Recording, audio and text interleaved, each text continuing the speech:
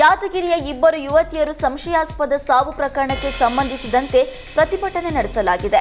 ಯುವತಿಯರನ್ನ ಅತ್ಯಾಚಾರ ಮಾಡಿ ಕೊಲೆ ಮಾಡಿದ್ದಾರೆ ಎಂದು ಆರೋಪಿಸಿ ಪ್ರತಿಭಟನೆ ಮಾಡಲಾಗಿದೆ. ಅಲೆಮಾರಿ ಬುಡಗ ಜಂಗಮ ಸಂಘ ಸುಭಾಷ್ ವೃತ್ತದಲ್ಲಿ ಪ್ರತಿಭಟನೆ ನಡೆಸಿದೆ. ಆರೋಪಿಗಳನ್ನ ಕೂಡಲೇ ಬಂಧಿಸಬೇಕು, ನೊಂದ ಯುವತಿಯರ ಕುಟುಂಬಕ್ಕೆ ನ್ಯಾಯ ಒದಗಿಸಬೇಕು ಅಂತ ಒತ್ತಾಯ ಮಾಡಲಾಗಿದೆ. ಈ ಪ್ರಕರಣವನ್ನು ಪೊಲೀಸರು ಗಂಭೀರವಾಗಿ ಪರಿಗಣಿಸಿಲ್ಲ. ನೀರು ಕುಡಿಯೋದಕ್ಕೆ ಹೋಗಿ ಕಾಲು ಜಾರಿ ಕೆರೆಯಲ್ಲಿ ಬಿದ್ದು ಮರಣ ಹೊಂದಿದ್ದಾರೆ ಎಂದು ಪ್ರಕರಣ ದಾಖಲಿಸಿದ್ದಾರೆ. ಆದರೆ ಅನ್ಯ ಕೋಮಿನ ಯುವಕರು ಎತ್ತಾಕೊಂಡು ಹೋಗಿ ಅತ್ಯಾಚಾರ ಮಾಡಿದ್ದಾರೆ ಎಂದು ಆರೋಪಿಸಲಾಗಿದೆ. ಸಿಲಿಂಡರ್ ಸ್ಫೋಟಗೊಂಡು 5 ಗಂಭೀರ ಗಾಯಗೊಂಡ ಘಟನೆ ಬೆಳಗಾವಿ ಜಿಲ್ಲೆಯ ಖಾನಾಪುರ ತಾಲೂಕಿನ ನಂದಕಡದ ಜನತಾ ಕಾಲೋನಿಯಲ್ಲಿ ನಡೆದಿದೆ. ರಘುನಾಥ್ ಮಾದರ ಎಂಬುವರಿಗೆ ಸೇರಿದ ಮನೆಯಲ್ಲಿ ಸಿಲಿಂಡರ್ ಸ್ಫೋಟವಾಗಿದೆ. ಅಡುಗೆ ಮಾಡುತ್ತಿದ್ದಾಗಲೇ ಆಕಸ್ಮಿಕವಾಗಿ ಸಿಲಿಂಡರ್ ಸ್ಫೋಟಗೊಂಡಿದೆ. ಘಟನೆಯಲ್ಲಿ 5 ಗಂಭೀರ ಗಾಯಗೊಂಡಿದ್ದು ಜಿಲ್ಲಾಸ್ಪತ್ರೆಯಲ್ಲಿ ಚಿಕಿತ್ಸೆ ನೀಡಲಾಗುತ್ತಿದೆ.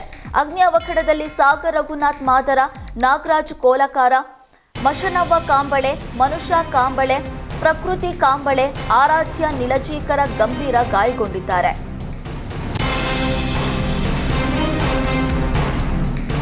ಚಿಕ್ಕಬಳ್ಳಾಪುರದ ಜಿಗನಹಳ್ಳಿಯಲ್ಲಿ ಅಕ್ರಮ ಸಂಬಂಧ ಶಂಕಿಸಿ ಮಹಿಳೆಯನ್ನ ಫಾರ್ಮ್ ಹೌಸ್ನಲ್ಲಿ ಕೂಡಿ ಹಾಕಿ ಮನಬಂದಂತೆ ಹಲ್ಲೆ ನಡೆಸಿದ ಘಟನೆ ನಡೆದಿದೆ. ಸಂಗೀತ ಎಂಬ ಮಹಿಳೆಯನ್ನ ತೋಟದ ಮನೆಯಲ್ಲಿ ಕೂಡಿ ಹಾಕಿ ಹಲ್ಲೆ ನಡೆಸಲಾಗಿದೆ. ಗಂಗಾರಾಜು ಹಾಗೂ ಸಂಗೀತ ಅಕ್ರಮ ಸಂಬಂಧ ಹೊಂದಿದ್ದಾರೆ ಎಂದು ಆರೋಪಿಸಿ ಹಲ್ಲೆ ಮಾಡಿದ್ದಾರೆ.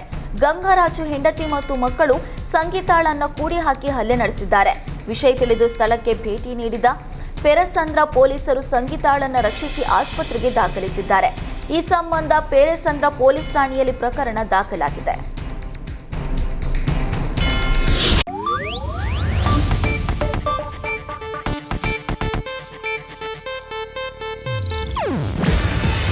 ಇದು ಏಷ್ಯಾನೆಟ್ ನ್ಯೂಸ್ ನೆಟ್ವರ್ಕ್ ಪ್ರಸ್ತುತಿ. ನೀವು ನೋಡ್ತಿದ್ದೀರಾ ಏಷ್ಯಾನೆಟ್ ಸುವರ್ಣ ನ್ಯೂಸ್.